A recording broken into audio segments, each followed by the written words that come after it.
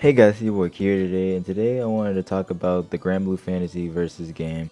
As the beta is just around the corner, and I just wanted to get more of like a sense of like everything that we should expect in the game.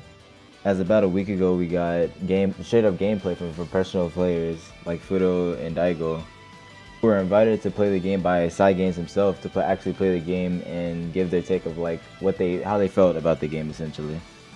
But today I just wanted to like give the facts of what we've been presented with so far in these last few months that we've been getting all these news and informations about the characters that are going to be in the game, some of the mechanics that are going to be in the game. I just wanted to like make a breakdown of that. So let's get right into it. So first off, I would like to talk about how now we have 7 characters that are being suspected to get into the game. 5 of which are going to be playable in the beta, while the other 2 are probably going to be wait until like the official release of the game some later this year. So first off, we have Gran. Gran's mostly, you would think of Gran as like character like Ryu in Street Fighter or Goku in Dragon Ball Fighters. He's just a character that you pick up, you know, your first couple of days playing the game.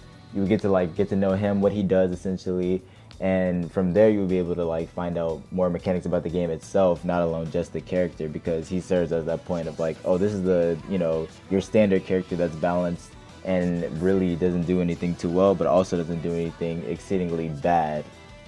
They give him a character profile of being balanced and base for projectiles and anti-air, is also rushdown, and he specializes in close range combat. They go on to say that he's designed to be easy control with straightforward skills. And yeah, I can definitely see that. Even the little gameplay that we have seen, he looks like that type of character that just be, you know, get into your face and like just like rush down with combos and everything. He has like, you know, your basic setup for a character that you need to like start the game with. For example, he has an anti-air, like a reversal, like a DP, and he also has a projectile. And next up, similar to Ground, we have Catalina. Catalina doesn't really differ from Gran that much, as her sword is just a rapier and it's a little bit longer than Gran's or whatever, but she basically does almost the same things. But some other things to know about her is that she has a counter and she also has a reversal DP move. Like Gran, she's given a character profile of being balanced, versed with projectiles, anti-airs, and rushdown, but different from Gran, she's thought to be more of a mid-range specialist. Going contrast to both of these characters, we have Charlotta. When I see this gameplay of Charlotte, I kind of think of GT Goku from Dragon Ball Fighters, or a smaller character in general like Linnea from Eunice.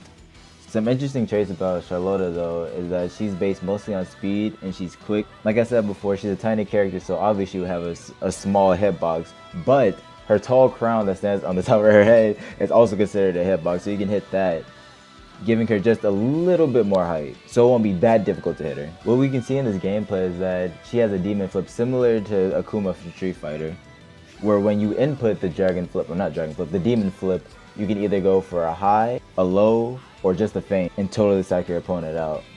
I can see this being very tricky, as you would have to keep guessing constantly when you see, you know, Charlotte doing the flip, like, oh, is he gonna go high, is he gonna go low, or is he just gonna like try to fake me out, and can I go in for a combo, you know? Contrary to her size, they do say that when she lands, he said it does do pretty big damage, so you gotta look out for it. Next up, we have Lancelot. Similar to Charlotta, he's known to be that speedy, you know, quick get in your face type of character. With fast and furious strikes, and his agility keeps the opponents on their toes. Out of the entire cast, I'd probably say this character might be one of the more technical characters, as his combos look like they can set up for like huge Oki, like characters would have to guess on wake up, like, oh, is he gonna go low, is he gonna go high, because he has, similar to Charlotta again, he has a command jump where he can either go high or low. Other than that, for people who are familiar with ArcSys games or familiar with Guilty Gear, they can probably see Lancelot and think immediately of one character from Guilty Gear, and that would be Leo. Most of Lancelot's combos, if you put them frame by frame, they almost look exact in a way. Not that that's a bad thing or anything. I actually do think the combos look pretty cool and stylish. I just wanted to throw that out there because, you know, it's almost identical. But he's based mostly on his mix-up game in Oki, like I said before. He can throw out a fireball when the opponent's on the ground, and they would have to either guess left or right because he can go behind the opponent right after he throws out his projectile fireball. Definitely look forward to trying out this character when the game drops, or in the beta. Definitely look forward to trying this character out in the beta. And finally, for the character that we'll be able to play in the beta, Fairy. Fairy is the zoner of this game. If you think of zoners, you probably think of characters like Frieza from Dragon Ball, or characters like Minette from Street Fighter V. She's good at keeping the opponent away while also doing a substantial amount of damage to them. In a way, kind of getting into her opponent's head, of making them guess, oh, is it okay? Is it okay to go in now, or am I gonna get punished? She uses a whip, so the range on her attack are pretty extensive. She also has pets that can act as her special move and can sneak up on her opponent and cause damage to them. While these pets are out, she can also move around, so the opponent will have to like block 2 opponents essentially. She can call out the pet for pressure, and she can also run in to continue the pressure. But yeah, especially in a 2D fighting game like this, characters like Fairy, who are really well versed in like keeping the opponent away, kind of makes it hard for the opponent to come in. So it would be nice to see how people get around all her options. Alright, so that wraps up all the characters that are going to be included in the beta, but there are also 2 characters that have been confirmed to be in the final build of the game, but they're just not going to be in this beta. Those 2 characters are Lil Wayne, who's kind of like the comic relief character of the game with funny looking normals, but he also has a summon, so you definitely got to look out for that. And Ladiva, who acts as the grappling character, kind of like Zangief from Street Fighter and Android 16 from Dragon Ball FighterZ. Alright, that wraps up all the characters, so now I kind of want to talk about some of the mechanics that are going to be in Granblue Fantasy Versus. So firstly, one thing I do want to say is that, like I said in the previous video, that this game will be including simple controls, where all the special moves can be executed with just one button. This button is reserved to R1 on PS4, and depending on how you press the button, it will give you a different special move. For example, like if you press just neutral R1, it will give you one special. If you press down R1, it will give you another special. If you press forward R1, it will give you another. You get the idea. Another interesting mechanic is just like in Dragon Ball FighterZ, if you hold 6M, I believe is what it is, every character has a universal overhead that will always catch their opponent if they're not holding neutral back. Granblue also has this, and I think they refer to it as a heart attack or something like that. But yes, every character has that universal overhead that they can perform. Now going back to the special skill, one thing I did find very interesting is that since this game, like I said before, it has simple controls and everything, you can also have the option of actually doing input to execute those skills. Now you're probably wondering, why would I bother doing an input when I can just press a button and it will give me the same value, the same attack? And this is where ArcSys made it very interesting. So in this game, every single skill has a cooldown meter. After you use it, it takes a little bit of time to like regain that skill again to use it again.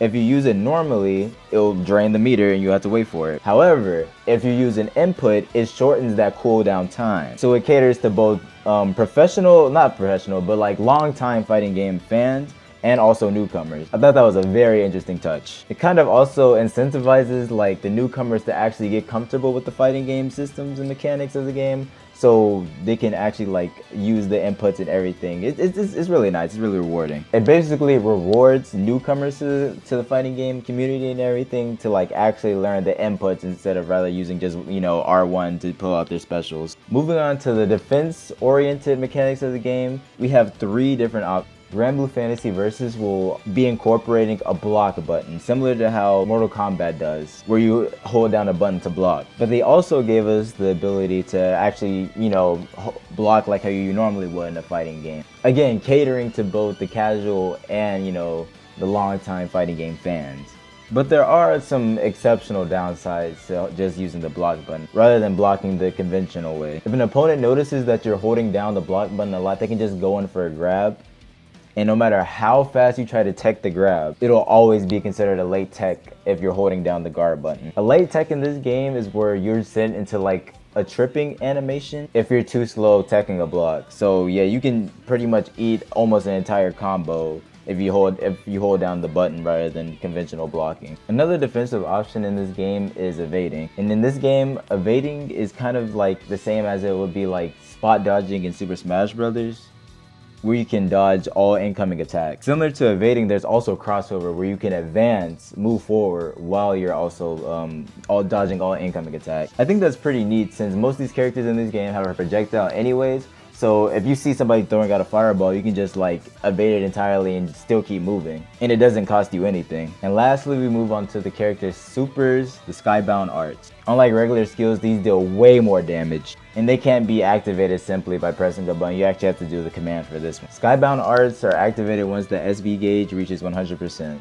So when your bar at the top by your health bar and everything, when that glows yellow, your Skybound R will be ready to use. And one thing from the gameplay that I did see, you can gain meter like really damn fast in this game. Like I would even say like in the span of maybe getting 2 to 3 combos in this game, you'll probably have 100% meter at the end of probably the 3rd combo. Skybound arcs are activated by doing 236 R1. And for those that don't know what that looks like, that's just basically an Hadouken plus R1 or a quarter circle forward plus R1. Going a step above Skybound arts, we have super Skybound arts. Think of these as like desperation moves because they're activated when you have less than 30% of your health bar left and when you have 100% meter. You'll know that your super Skybound art is ready to use when everything on your HUD is turned blue. I think this is probably the closest thing in this game that we'll get to a comeback mechanic, like how there's X Factor and Marvel 3 and how there's Sparking and Dragon Ball. I think this is what their idea of a comeback factor is because it does do a large amount of damage if you get it off. And one last thing, this game does incorporate chip damage. Now I'm not sure to what extent of every move does chip damage or if it's just Skybound and super Skybound arts that do chip damage, but that is confirmed to be in this game, which I really wasn't expecting. We haven't really seen chip damage in fighting games since, we haven't seen it in a while. I can't even remember the last time we saw it. That hasn't been in any recent Arc Sys games. But yeah guys, that's everything we know about Granblue Fantasy Versus as of today. I hope I managed to get every single mechanic that we've seen so far and the different builds of the game that we've seen. And Side Games has sent out the beta code, so I hope a lot of people have gotten it. I know I got my code about 2 days ago, so I'm definitely going to be playing the game and uploading some gameplay and giving my thoughts of the beta in the game. And I'll leave the times up here too for when they start and when they end and the events that they'll have and everything. But yeah, if I missed anything, make sure to let me know in the comments. But I've been Key, and I'll see you guys in the next one. Peace.